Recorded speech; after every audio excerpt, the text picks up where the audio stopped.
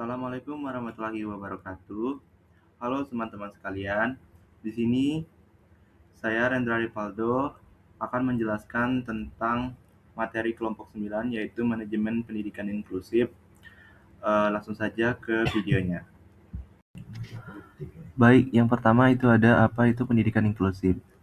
Jadi yang pertama itu pendidikan inklusif adalah sistem pendidikan yang memberikan kesempatan belajar bagi semua anak tanpa diskriminasi, termasuk anak berkebutuhan khusus.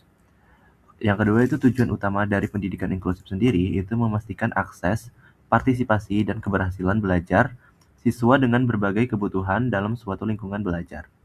Dan yang ketiga, itu pendidikan inklusif memastikan setiap siswa mendapatkan akses yang sama untuk berpartisipasi aktif dan mencapai keberhasilan belajar sesuai potensi masing-masing.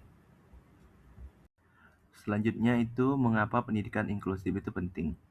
Jadi yang pertama itu membahas tentang hak pendidikan yang adil. Jadi setiap anak berhak mendapatkan pendidikan yang adil tanpa diskriminasi apapun. Dan yang kedua itu kualitas pendidikan. Meningkatkan mutu pembelajaran secara keseluruhan untuk semua siswa. Dan yang ketiga itu keberagaman dan toleransi. Jadi siswa sendiri itu mendorong sikap menghargai perbedaan dan membangun toleransi sejak dini di lingkungan sekolah. Kesimpulannya itu pendidikan inklusif membersamai siswa untuk hidup di masyarakat yang beragam dan inklusif. Selanjutnya itu ada prinsip-prinsip pendidikan inklusif. Yang pertama itu ada aksesibilitas. Jadi aksesibilitas sendiri itu mengkaji ruang belajar yang dapat diakses semua siswa tanpa hambatan fisik maupun non-fisik. Yang kedua itu partisipasi. Keterlibatan aktif seluruh siswa dalam setiap kegiatan pembelajaran di setiap kelas. Selanjutnya yaitu manajemen pendidikan inklusif. Yang pertama itu adalah gambaran umum. Nah, manajemen pendidikan inklusif adalah pengelolaan sumber daya kebijakan dan proses untuk mewujudkan pendidikan inklusif yang efektif. Fungsi utamanya sendiri itu meliputi perencanaan, pelaksanaan, monitoring, dan evaluasi program inklusif. Kepemimpinan yang kuat dan budaya sekolah yang mendukung menjadi kunci keberhasilan implementasi pendidikan inklusif. Selanjutnya itu kita akan membahas komponen utama manajemen pendidikan inklusif. Jadi, pendidikan inklusif sendiri itu ada 4 komponen penting dalam mengelola pendidikan inklusif yang efektif dan berkelanjutan. Yang pertama itu ada perencanaan. Perencanaan sendiri itu adalah menyusun program. Dan yang kedua itu ada pengorganisasian. Yang mana pengorganisasian sendiri itu menata sumber daya. Dan yang ketiga itu pelaksanaan. Yang mana pelaksanaan sendiri itu mengimplementasikan keberlanjutan. Dan yang terakhir itu pengendalian. Pengendalian sendiri itu berfokus pada monitoring dan evaluasi. Selanjutnya yaitu ada peran pemangku kepentingan. Yang pertama itu ada kepala sekolah. Kepemimpinan dan pengambilan keputusan strategis untuk menciptakan budaya inklusi. Dan yang kedua itu ada guru. Pelaksanaan pembelajaran inklusif dengan diferensiasi dan adaptasi materi.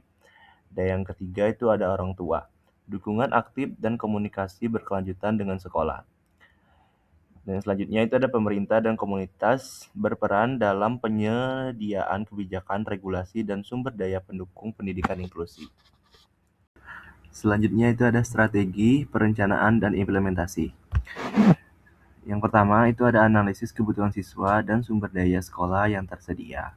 Dan yang kedua itu ada sosialisasi program dan pelatihan intensif bagi seluruh staf sekolah. Yang tahap ketiga itu ada penyesuaian kurikulum dan lingkungan belajar yang fleksibel, tahap dan implementasi dan pendampingan sesama berkelanjutan khusus. Dan yang terakhir itu ada evaluasi hasil dan perbaikan program secara berkelanjutan. Selanjutnya yaitu praktik pembelajaran inklusif di kelas.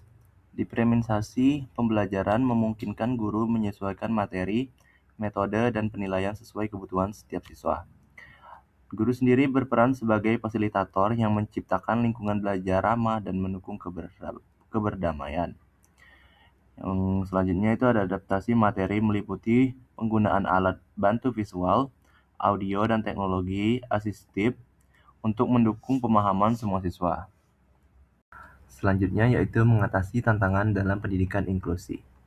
Yang pertama itu ada tantangan utama. Tantangan utama sendiri yaitu kurangnya sumber daya dan pelatihan guru, serta stigma dan sikap negatif terhadap siswa berkebutuhan khusus. Selanjutnya itu adalah solusi efektif.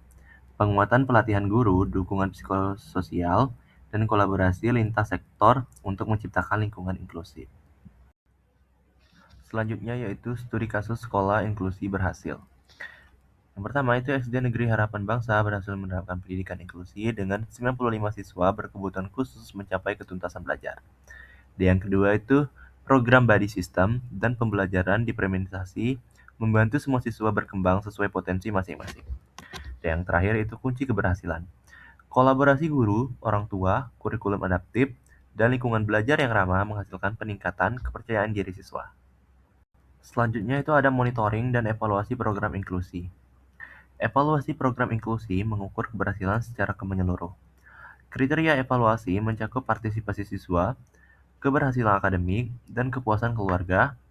Hasil evaluasi menunjukkan peningkatan akses pendidikan, kualitas pembelajaran, dan terciptanya lingkungan belajar yang ramah inklusi. Selanjutnya yaitu ada kebijakan dan regulasi pendidikan inklusi. Menurut Undang-Undang Nomor 20 Tahun 2003 tentang Sistem Pendidikan Nasional, menjamin hak pendidikan bagi semua warga negara tanpa diskriminasi. Kemendikbud sendiri menjelaskan tentang penggerakan inklusi mengatur penyelenggaraan pendidikan yang ramah bagi siswa berkebutuhan khusus. Peran kebijakan sangat penting dalam mendukung implementasi program inklusi dan memastikan pendanaan yang memadai bagi setiap sekolah. Selanjutnya itu ada pelatihan dan pengembangan kapasitas. Pengembangan kapasitas adalah kunci keberhasilan pendidikan inklusi yang diberkelanjutkan. Pertama itu ada pelatihan guru inklusif. Yang kedua itu workshop kepala sekolah. Dan yang ketiga itu kemitraan orang tua. Membangun kompetensi inklusif. Yang terakhir itu mari kita bersama membangun sekolah ramah bagi semua anak. Terima kasih atas perhatian Anda. Mari wujudkan pendidikan inklusi berkualitas untuk masa depan yang lebih baik. Akhir kata, saya ucapkan terima kasih kepada Tuhan, saya mohon ampun. Apabila ada kata yang kurang berkenan di hati Anda, saya mohon maaf. Wabillahi taufiq wal hidayah. Wassalamualaikum warahmatullahi wabarakatuh.